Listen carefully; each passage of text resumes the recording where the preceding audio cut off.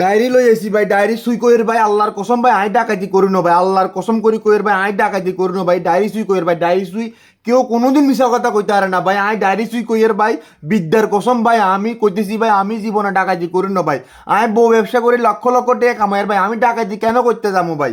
আপনারা একটু বোঝার চেষ্টা করেন ভাই, আমার পক্ষে ডাকাতি করা সম্ভব না ভাই, আমি ডাকাতি করি না ভাই, সামান্য একটা ক্যাপশনের উপর ডিপেন্ড করি।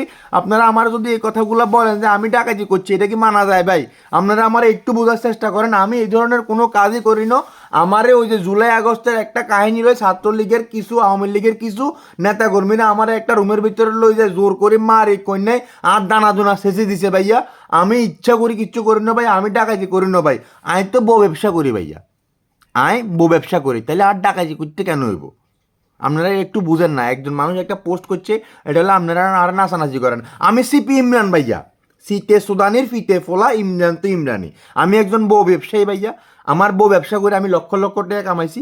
আপনারা আমার একটু বিশ্বাস করেন, আই জীবনে ভাইয়া ডাকাতি করি না, আই ডাকাতি করি না। এই ডায়েরি সুই কইয়ের, ডায়েরির নিচে গামছাও দিছি ভাইয়া, ডায়েরির নিচে গামছা দি কইয়ের ভাইয়া, আই ডাকাতি করি না ভাইয়া, আপনারা আরো একটু বিশ্বাস করেন ভাইয়া।